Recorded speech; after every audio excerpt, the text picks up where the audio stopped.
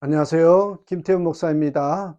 뚜벅뚜벅 메시지 오늘은 요한복음 20번째 나도 살고 다른 사람도 사는 방법.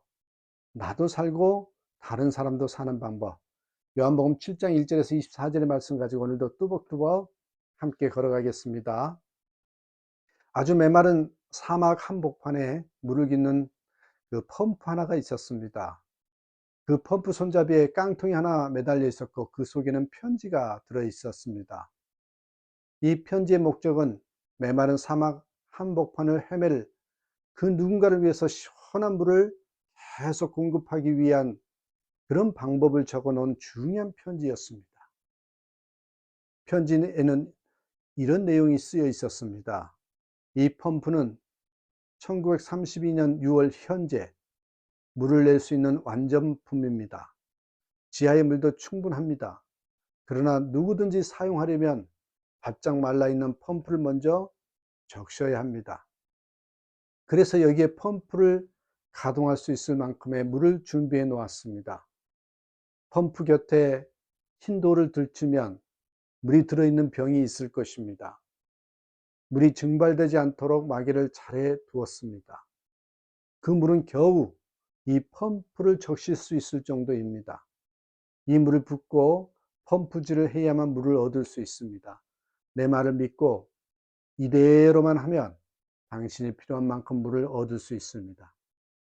그리고 내가 했던 것과 같이 다시 병에 물을 채워 잘 봉한 뒤에 처음 놓았던 바위 밑에 놓고 편지와 깡통도 다시 손잡이에 달아 놓으십시오. 추신, 만일 목마르다고 병에 물을 먼저 마셔버리면 더 이상은 펌프 사용할 수 없을 것이고 많은 사람들이 목말라 죽을 것입니다. 만일 여러분이 홀로 사막 가운데서 이 편지를 읽었다면 어떻게 할 것 같습니까? 우선 한 병의 물이 눈앞에 있고 그것을 마시면 나는 충분합니다. 나는 괜찮아요. 더구나 그 편지의 내용대로 펌프가 작동되는지도 알 수 없습니다. 이 한 병의 물을 잘못 부어버리면 당장 내가 목말라 죽을 수도 있습니다. 어떻게 하겠습니까? 믿어야 합니까? 말아야 합니까? 여러분, 기독교의 신앙이란 이런 것입니다. 신앙생활을 한다는 것이 때로는 확실한 보증도 없습니다. 믿을 만한 증거가 늘 눈에 보이는 것도 아니지요. 그래서 믿어야 하나 말아야 하나 고민하는 사람들이 참으로 많습니다. 하지만 마치 이 이야기처럼 이 편지에 쓰여진 것을 믿어야 나도 살고 다른 사람도 살릴 수 있다는 사실을 믿어야 하는 것과 똑같은 것입니다. 믿어야 나도 살고 다른 사람도 살릴 수 있습니다. 이리저리 계산해 보고 당장 나에게 유익한 것이 무엇인가를 택해서 믿으려 하거나 복잡한 또 다른 생각으로 믿으려 해서는 안 되는 것입니다. 신앙은 때로 값비싼 대가를 요구합니다. 물 없는 사막을 걸어서 목말라 허덕일 때에 한 병의 물을 손에 얻었다면 그 물은 생명입니다. 그런 상태에 있을 때에 병의 물을 그대로 마시면 안 된다는 경고가 마음에 잘 들어오기가 쉽지 않지요.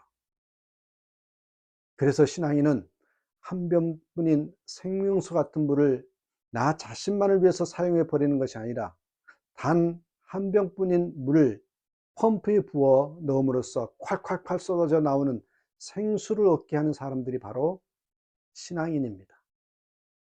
이것이 신앙의 목적이어야 합니다. 그리고 목적을 위해서 하나의 생각을 가지고 나아가야 합니다. 교회 안에는 많은 사람들이 있습니다.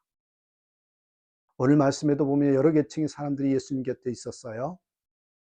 이 모든 사람들이 한 마음과 한 뜻으로 주님을 쫓았다면 얼마나 고귀한 일이겠습니까마는 예수님을 따르는 그 목적이 각각 다른 사람들이었습니다. 유감이지요. 자, 요한복음 7장에 보면 목적에 따라 여러 부류가 있었습니다. 먼저 예수님을 죽이려고 하는 사람들이 있었지요. 1절에 보게 되면 당시 예수님은 언제나 유대인들에 의해서 신변의 위협을 느끼고 계셨습니다. 그리고 그 신변의 위협을 무릅쓰고 은밀히 예루살렘으로 올라오신 것입니다.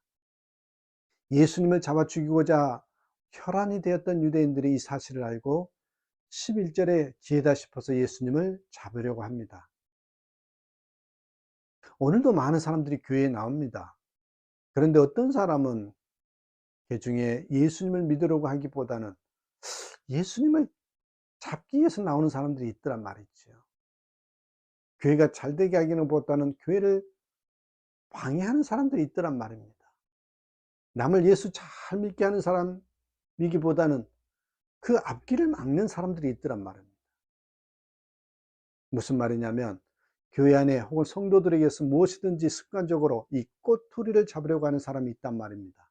물론 상처 때문에 그럴 수도 있습니다. 하지만 결국은 본인에게도 좋지 않습니다. 두 번째 부류는 예수님에 대해서 수군거리며 논쟁하는 사람들입니다. 이상하게도 사람들이 무리를 지어서 모이기만 하면 수군거리는 것을 좋아하죠. 그리고 강한 자의 편에 서기 쉽습니다. 군중의 여론이란 때로 여러분 믿기가 어렵습니다. 흥미와 호기심에서 이 객관성을 잃고 와 하고 밀려나가는 그런 경향이 있기 때문이죠. 또한 군중은 토론하기를 좋아합니다. 12절에서 보듯이 이 사람은 좋은 사람이다. 아니다. 나쁜 사람이다. 혹은 현혹해 하는 사람이다. 아니다. 하고 보세요. 토론을 벌이고 있습니다. 언제나 흥미 위주로 와글와글 수군거리며 토론한 것이 군중들의 심리입니다. 그런데 정작 문제는 뭐냐면 이렇게 떠들기만 할 뿐 결론이 없습니다. 그래서 정말 위험한 것은 신앙이 군중 심리적이 되면 아주 위험합니다. 생각해 보십시오. 예수님에 대한 우리의 신앙이란 토론의 대상입니까? 아니면 고백의 대상입니까? 예수님은 고백의 대상입니다.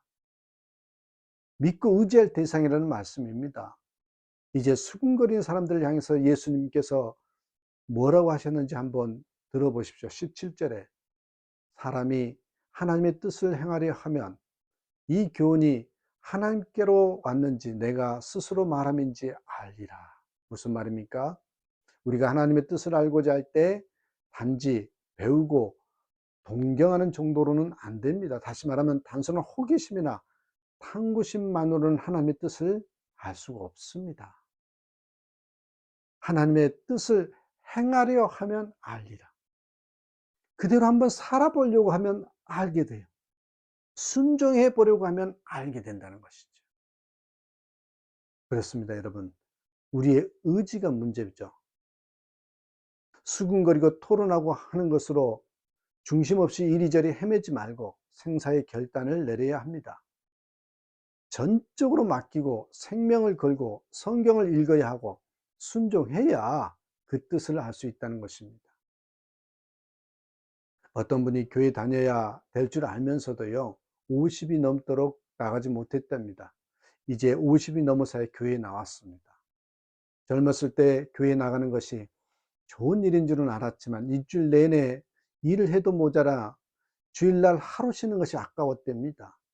나름대로 열심히 일했다고 여기면서 이제야 교회 와 보니까 나중에 보니 자기가 손해였다라는 생각이 들더랍니다.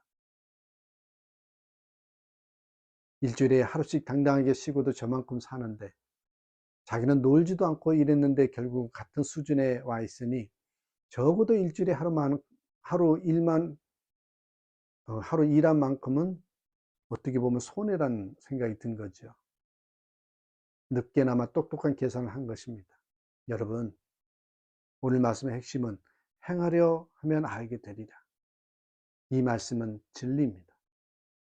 신앙은 수군거림도 아니고 논쟁도 아니고 순종하고 믿는 것입니다.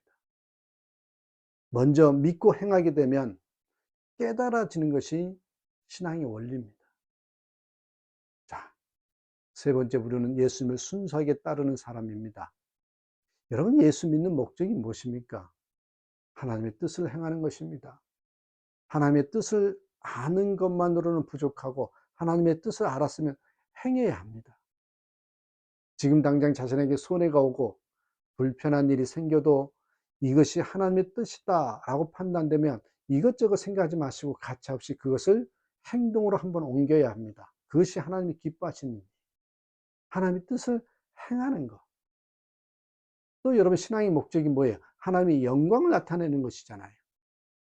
우리가 존재하는 이유가 무엇입니까? 오직 하나님의 영광을 위해서입니다. 그런즉 너희가 먹든지 마시든지 무엇을 하든지 다 하나님의 영광을 위해서 하라고 했습니다. 우리 삶의 목적은 오직 하나님의 영광이죠. 여러분 마지막으로는요. 사람을 살리는 것입니다. 무심코 연못에 던진 돌멩이 하나에 개구리가 머리통을 맞아 죽었다면 뭐라고 하시겠습니까? 무심코 던진 한마디 말이 다른 사람의 마음에 상처를 입힙니다. 우연히 들은 한마디 험담이 이 사람 저 사람을 옮겨 다니면서 결국 그 사람을 죽입니다. 이것을 조심해야 됩니다. 죽이는 사람이 되어서는 안 되고 살리는 사람이 되어야 되거든요. 사랑과 이해와 용서가 복음이잖아요. 사랑과 이해와 용서가 여러분 하나님께로부터 온 교훈입니다. 결론의 말씀이 24절입니다. 외모로 판단하지 말고 공의롭게 판단하라. 오늘 우리는 예수님을 따르는 사람임에 틀림없습니다. 하지만 그 목적이 어디에 있습니까? 왜 예수를 찾습니까? 무슨 목적을 가지고 주님 앞으로 나왔습니까? 신앙생활을 하는 이유가 무엇입니까? 목적이 빗나간 사람들이 되지 않기를 바랍니다.